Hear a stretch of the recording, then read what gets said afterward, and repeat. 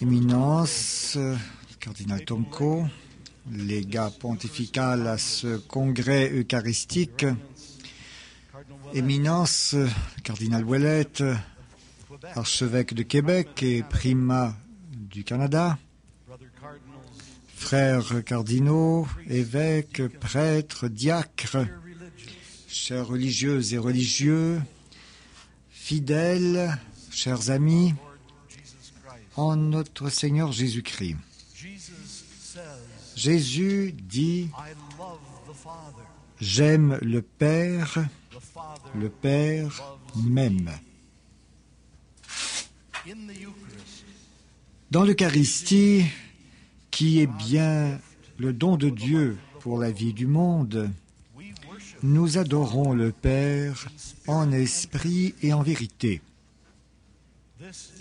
Cette admirable expression de Jésus que nous trouvons dans l'Évangile d'aujourd'hui nous appelle à essayer de comprendre plus pleinement la relation de Dieu le Père au sacrifice de son Fils Jésus-Christ au Calvaire.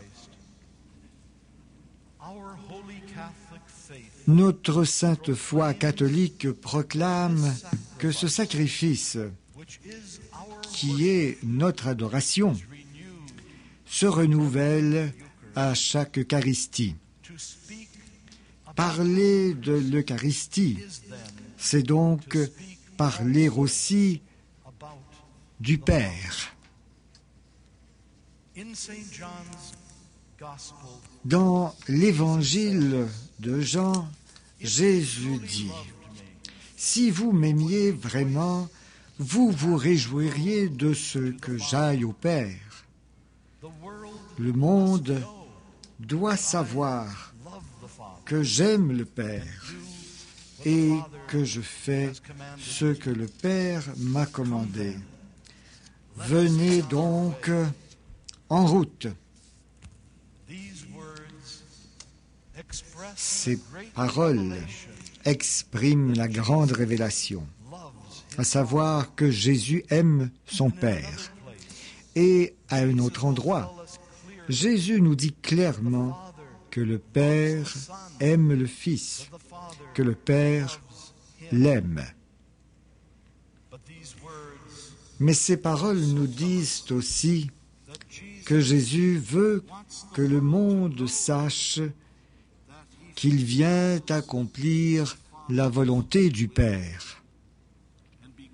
Et parce qu'il accomplit la volonté du Père, il accepte d'aller à sa mort sur la croix en disant à ses apôtres « Venez en route ».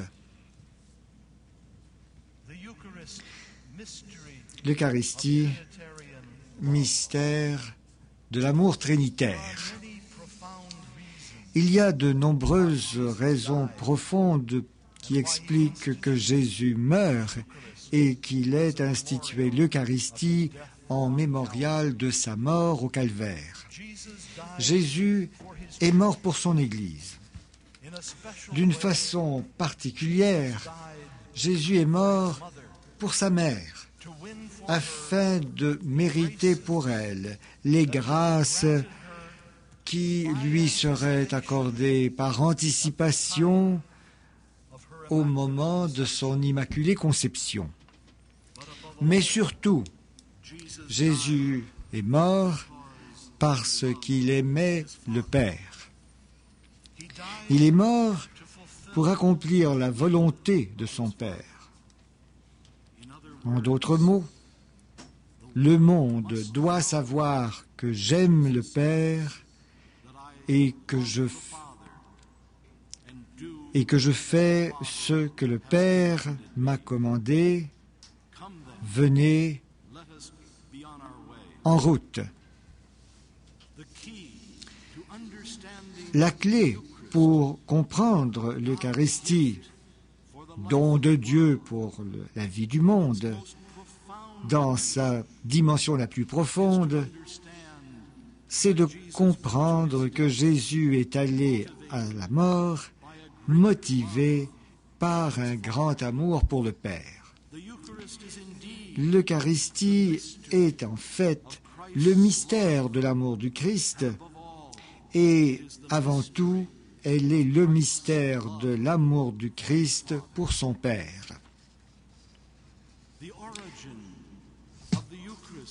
L'origine de l'Eucharistie est la dernière scène et le sacrifice du calvaire.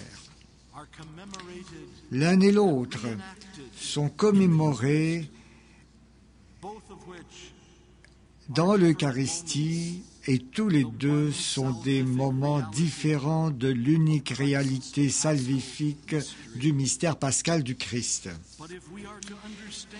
Mais si nous voulons comprendre cet événement porteur de vie qui est proclamé à la dernière scène et qui est accompli dans l'immolation au calvaire, il nous faut revenir à la relation de Jésus à son Père, en d'autres mots, à la très sainte Trinité.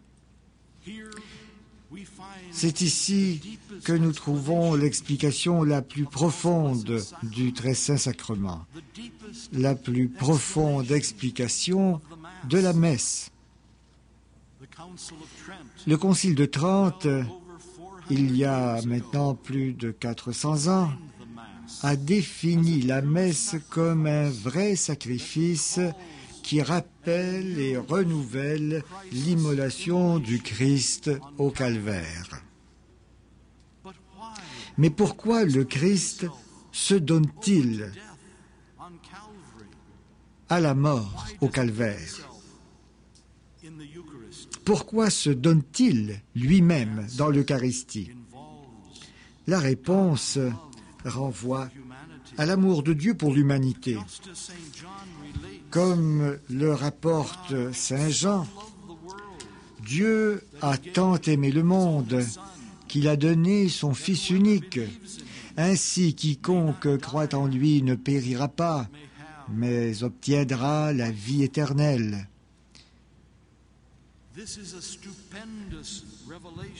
Il s'agit là d'une relation renversante qui explique beaucoup de choses à propos de l'Eucharistie. L'amour de Dieu pour nous, l'amour du Père qui envoie son Fils racheter le monde.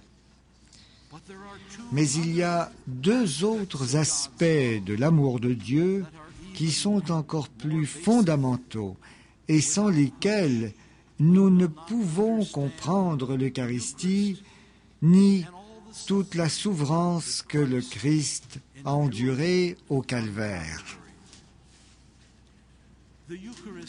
L'Eucharistie découle directement de l'amour du Fils de Dieu pour son Père, en réponse à l'amour éternel par lequel il est aimé par le Père dans l'Esprit Saint.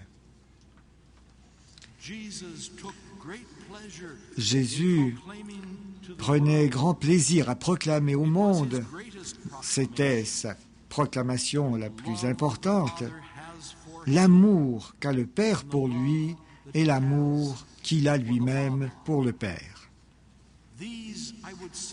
Ce sont là, oserais-je dire, les paroles les plus sublimes de la divine révélation. Écoutons, une fois encore, Jésus qui dit, « Le Père aime le Fils, le Père m'aime, et moi j'aime le Père. » À propos de cette dernière révélation, « J'aime le Père », dans quel contexte se situe-t-elle? On l'a déjà dit, Jésus est disposé à aller vers son heure, l'heure de sa mort. Le prince, le monde doit savoir que Jésus aime le Père. Et par conséquent, Jésus déclare, « Venez, en route. »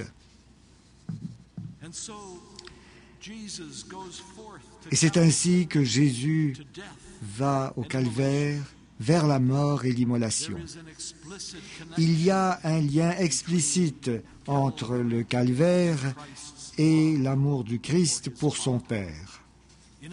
En d'autres mots, le calvaire est motivé par son amour du Père et son obéissance au Père. Le calvaire,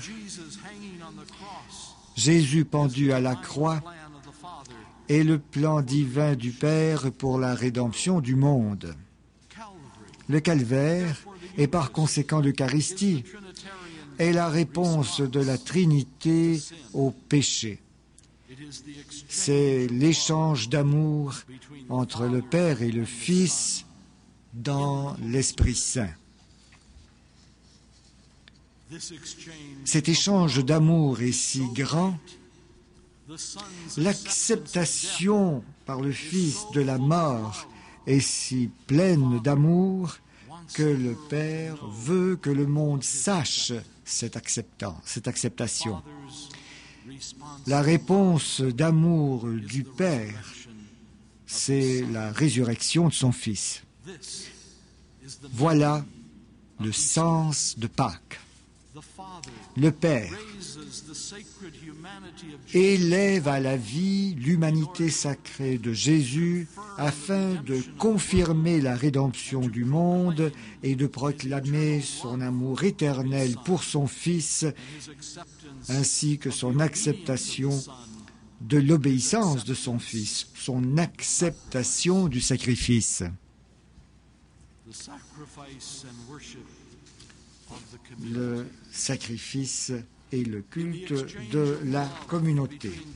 Dans l'échange d'amour entre Jésus et son Père, nous voyons déjà expliquer le grand mystère du sacrifice du calvaire, déjà à la dernière scène. Nous remarquons aussi que le sacrifice de l'amour divin infini du Christ devient, en vertu du dessein de Dieu sur l'Eucharistie, le sacrifice de l'Église, notre sacrifice. En tant que sacrifice du Christ et de son Église, l'Eucharistie est notre adoration en esprit et en vérité. Et nous avons le privilège de participer au sacrifice eucharistique aussi souvent que nous le pouvons, et même tous les jours de notre vie. Nous avons le privilège de pouvoir le faire comme communauté pour offrir à Dieu la louange, comme l'annonçait dans l'Ancien Testament la Grande Assemblée. N'oublions jamais que l'offrande du sacrifice de l'Église est un grand hymne d'adoration, de louange, d'action de grâce, de réparation et de supplication de la part de toute l'Assemblée. Nous adorons ensemble, les uns avec les autres et avec le Christ, notre tête, en esprit et en vérité. Envoyer, adorer et servir. À la fin de la messe, nous sommes envoyés servir au nom de Jésus. Nous sommes envoyés depuis l'Eucharistie, afin que par le pouvoir de l'Eucharistie, nous puissions contribuer à la construction du corps du Christ. Dès que nous sortons, nous devons être prêts à revenir. Entre-temps, nous professons la foi eucharistique de l'Église telle qu'elle s'est exprimée au fil des siècles. La liturgie que nous célébrons comme un acte d'adoration, ainsi que le dit le Deuxième Concile du Vatican, le culte de la majesté divine, l'Eucharistie se prolonge dans l'adoration du Saint-Sacrement, présence réelle du Christ parmi nous. Nous croyons et nous proclamons la foi de l'Église à l'effet qu'après la célébration de l'Eucharistie, Jésus lui-même reste dans le Saint-Sacrement, dans son humanité glorifiée, pour être adoré et aimé, et pour être pour nous une source permanente d'union et de vie.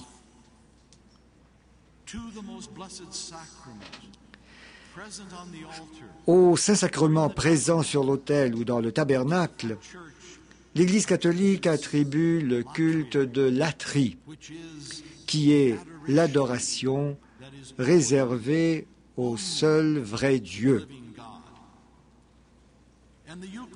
Et l'Eucharistie, qui contient tous les trésors de l'Église et qui est la source première et indispensable de laquelle les fidèles dérivent le véritable esprit chrétien, est à la fois sacrifice, banquet et sainte présence du Seigneur Jésus. Et la sainte présence eucharistique du Seigneur que nous continuons d'adorer en esprit et en vérité oriente sans cesse nos cœurs vers l'action eucharistique, après quoi nous serons de nouveau envoyés en mission dans le monde. Pour accomplir cette mission dans le monde, nous sommes habilités par l'Eucharistie à vivre la charité et à embrasser le service.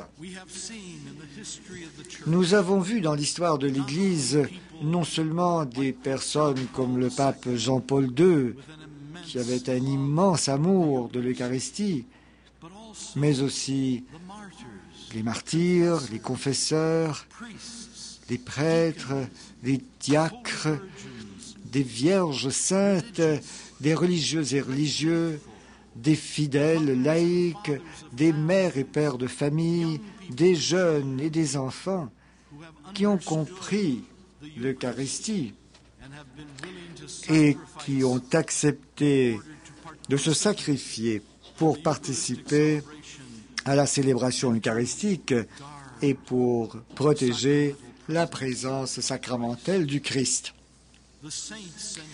Les saints, les saintes et les héros de notre Église nous ont donné l'exemple de l'effort que nous devons faire pour participer à la messe et pour adorer la présence eucharistique du Christ. Des millions de saintes gens dans l'Église ont fait d'énormes efforts à travers les siècles pour vivre leur foi dans l'Eucharistie et pour se prévaloir, en dépit des difficultés et au milieu des tribulations, de la célébration eucharistique et de l'adoration eucharistique. L'Eucharistie est sans aucun doute le centre de notre vie, parce que Jésus est le centre de notre vie, de même qu'il est le sujet de l'amour éternel du Père. Oui, vraiment, l'Eucharistie est la vie du Christ dans notre vie.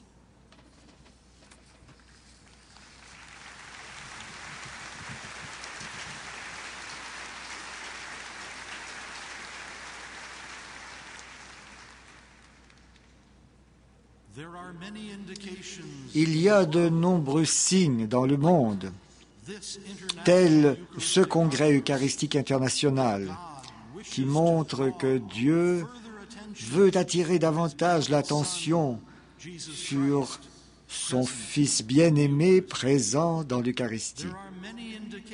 Il y a de nombreuses indications à l'effet que l'adoration eucharistique est une forme de prière particulièrement bien adaptée à notre époque.